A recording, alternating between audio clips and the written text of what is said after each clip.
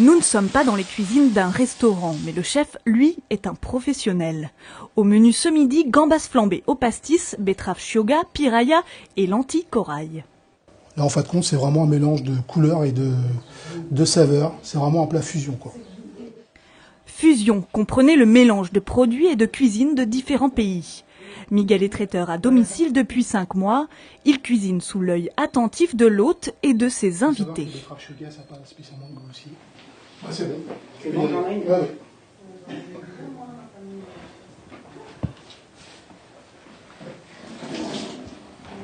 Mais le truc de Miguel aujourd'hui, c'est un ingrédient surprise. Donc, les grillons. Et oui, des grillons. Une évidence dans les pays d'Asie du Sud-Est ou d'Afrique, une excentricité en Europe. Pourtant, la FAO considère l'alimentation à base d'insectes comme une des solutions pour lutter contre la faim dans le monde. Car les insectes sont souvent plus nutritifs que la viande de bœuf, par exemple. Macérés dans du vinaigre puis passés au four, ils sont prêts à être saisis à la poêle. Donc là, ça va aller très vite, la cuisson.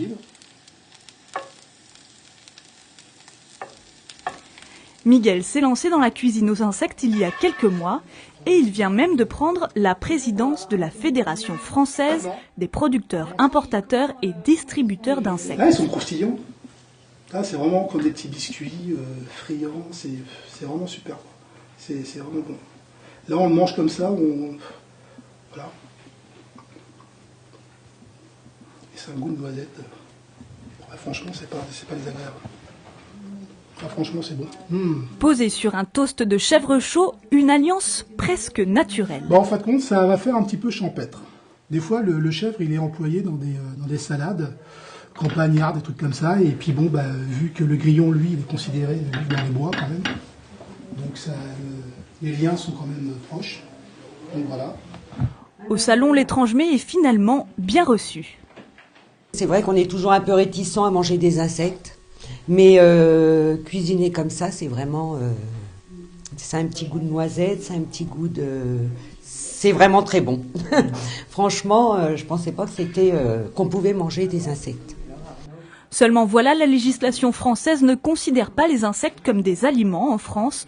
La demande d'autorisation est en cours à la DGCCRF, mais en attendant, Miguel prend des précautions. Ça m'est arrivé de faire signer une décharge pour faire comprendre à la personne que moi, je lui fais déguster donc l'insecte à mes dépens, mais qu'il n'y a pas d'autorisation et ça peut être problématique, quoi. Au total, 1900 espèces d'insectes seraient comestibles, de quoi varier les plaisirs.